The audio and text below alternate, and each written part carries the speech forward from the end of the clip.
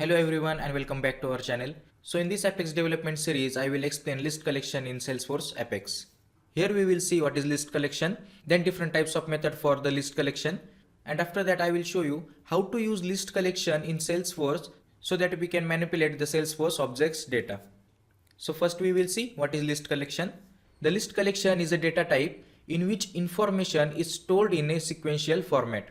Now when we stored any values in a list, there are some index which point at the values where they are stored. Then the list in Apex is similar to the array in Java or other any programming languages. And then as I said, each list index begin with 0. That means when you stored any value in the list, the index of that value is 0. And then second value's index is 1 and so on. Now like an array, we can also store duplicate values in the list. Then list is an order collection. That means when you enter the values in the list and when you display those values, you will see the same order that you enter list values. Then it can hold values of any data type and S object also. The S object is nothing but the Salesforce object. That means all standard and custom objects. Now we will see syntax of list declaration. Then I will show you some methods. Using them, we can manipulate the list. So watch the video till end and you will get idea how to use list in Salesforce Apex. And if you are new to our channel, hit the subscribe button and press the bell icon to get regular updates. Now let's jump to the developer console. So here is the syntax of declaring list collection. First we need to enter list keyword. Then in the angle bracket we need to provide data type. As I said, we can provide any data type or S object also. Then we need to provide variable name. Then is equal to operator. New keyword to create an instance and again data type. Then open close parenthesis and then semicolon. This is how we can declare list in Salesforce Apex. So first I will show you how to create list using this syntax.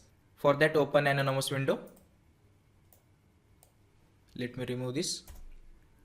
Now list angle brackets. Here I will provide integer data type. After that my int, it's a variable name, is equal to new keyword, again list and then integer. And now here also we can declare the values of list. For that here we need to add curly braces and then provide values. Here I am entering values.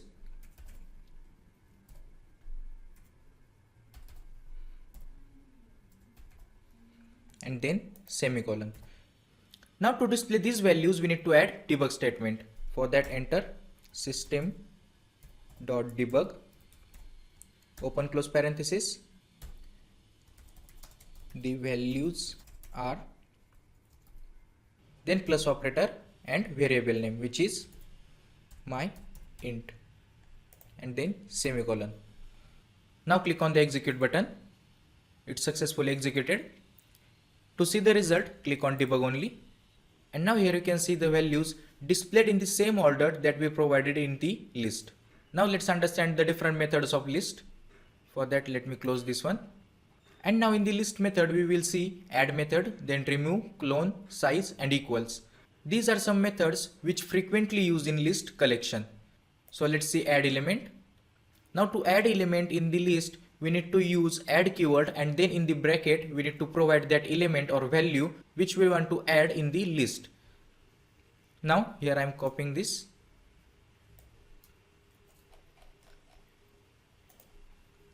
So first I will create method public void list method. You can enter any method name, open close bracket and then curly parenthesis. Here I am pasting the copied code. Now let me explain this. So first we declared the list integer, then variable name using new keyword and then again list integer. But at this time we didn't provide the values in the curly braces.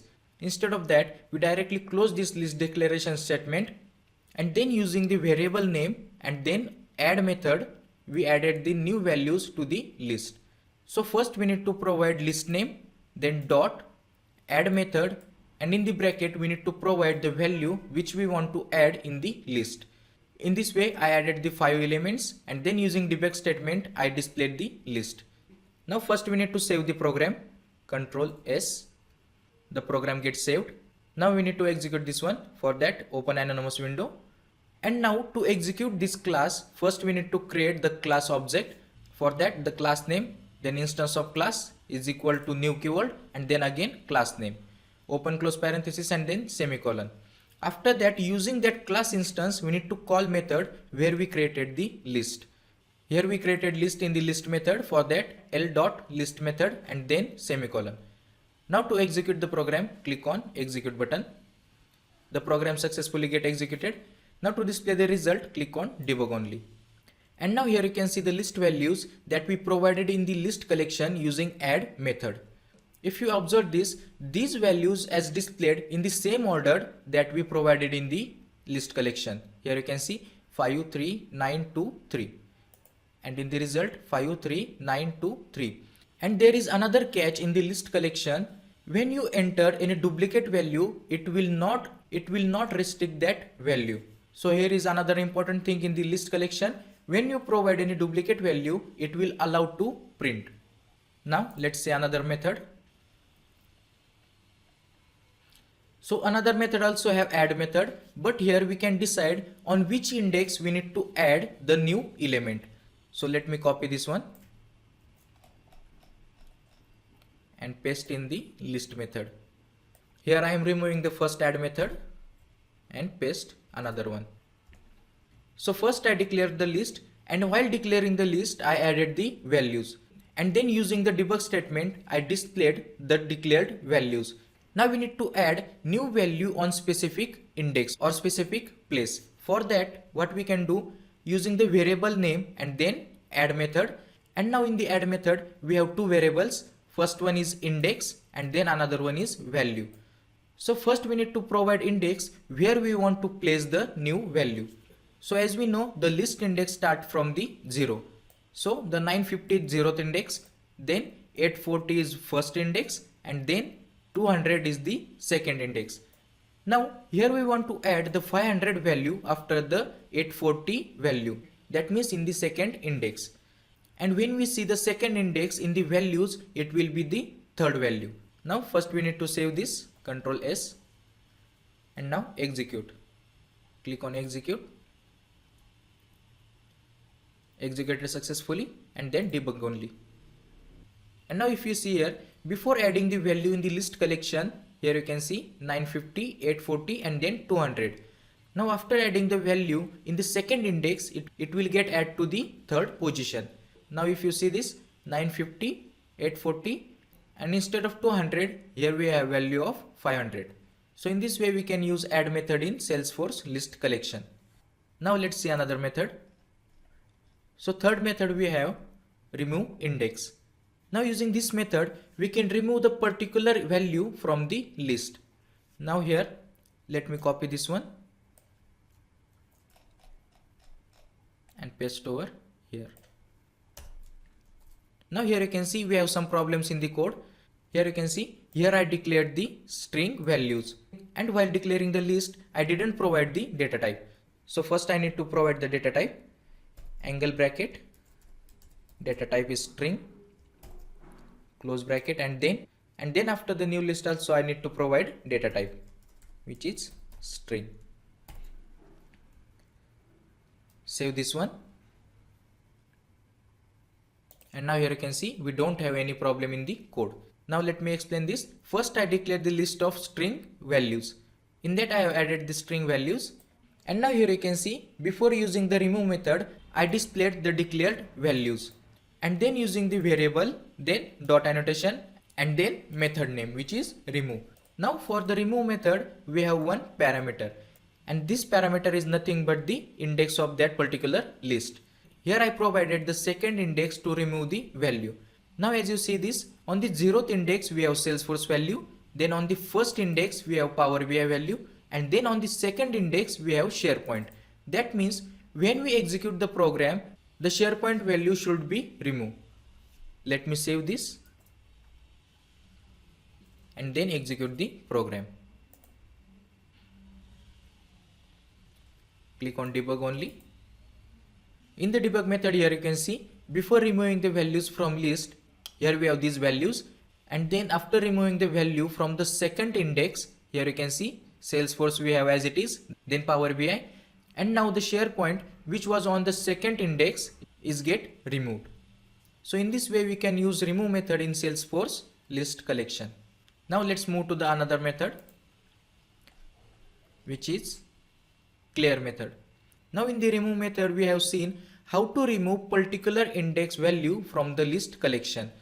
But now using the clear method we can remove all the values from the list collection. Let me copy this one and then paste in the list method code.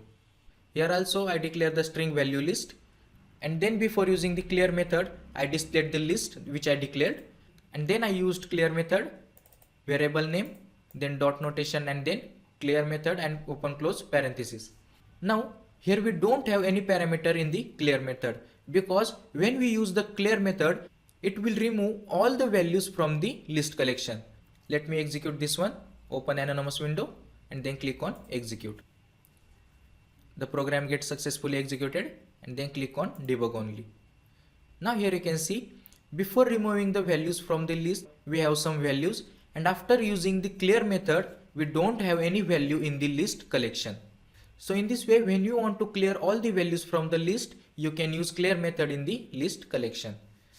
So let's see another method.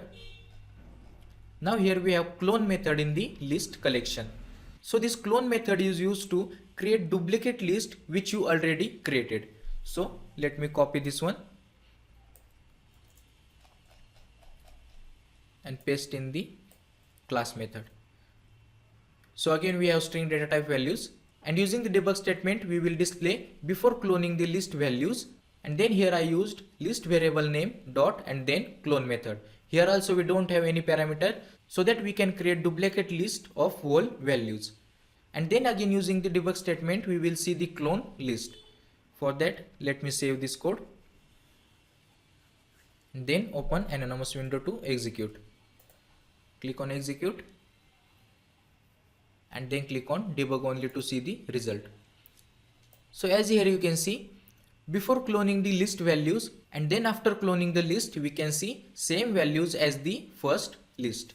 In this way we can create copy of list collection of original list. Now we have size method. Using the size method we can display the actual size of the created list. Now let me copy this code and paste in the class method. Save this code. Now what you think, after using the size method which value will display? There are two possible values to display. The first one is index value and then another one is actual value. That means how many values are present in the list. So if we consider the index values, then we have 0, 1, 2, 3. And now as we consider as per the values, here we have 1, 2, 3, 4. To store the list size, here I created one integer, variable name as list size, and then list variable name, dot notation, and then size method. Now let's see after executing this code which size will display. For that let me save this one and then open an anonymous window and then click on execute. Then click on debug only to see the result. And now here you can see the size of list is 4. That means as you open the program, now here you can see the size method displayed the actual number of values present in the list. So in this way we can use size method to display how many number of values are present in the list. Now we have equals method. So using this equal method we can check whether the declared two lists are equal or not. That means this equal method is compare first list to another one. So first I used equal method to compare the list, then to compare the string, and then to compare the two different integers. So let me copy this code